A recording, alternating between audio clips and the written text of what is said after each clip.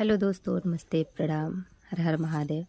मैं एक आप लोग को भजन सुनाने जा रही हूँ। अगर अच्छा लगेगा तो ज़रूर आप लोग लाइक कमेंट शेयर करिएगा। फुल वॉच करके तभी आप जाइएगा और फुल वॉच करके कमेंट करिएगा कि मेरा वीडियो कैसा लगता है, मेरा भजन या फिर कोई भी गीत कैसी लगती है।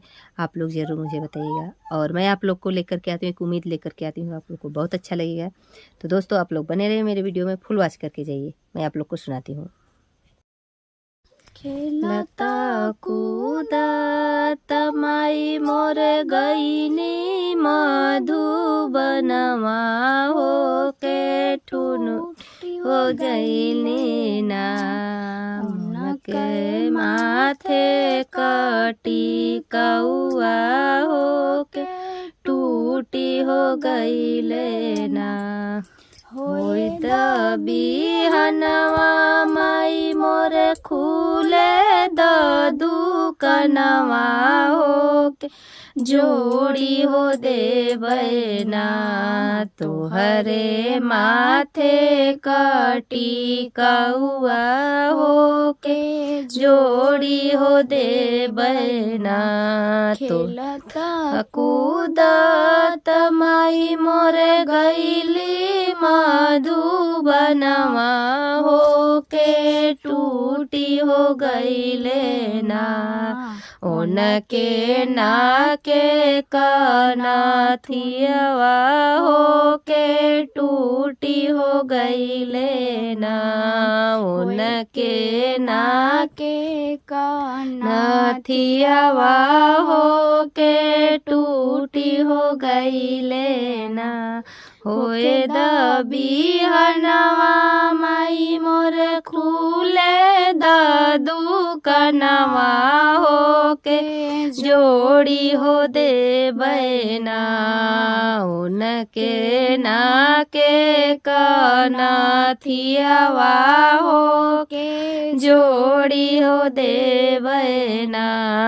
तोहरे नाके कनाथियवा हो के जोड़ी हो देबै ना। खेलत कूदत माई मोर गईली मधुबनवा हो के टूटी हो गईले ना। उनके काने का कुंडलवा हो के टूटी हो गईले ना। होखे द बिहनवा माई मोर खुले द दुकनवा हो के जोड़ी हो देबै ना।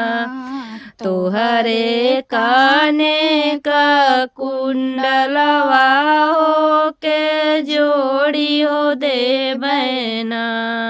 तोहरे काने का कुंडलवा हो के जोड़ी हो देबै ना। खेलत कूदत माई मोर गईली मधुबनवा हो के टूटी हो गईले ना।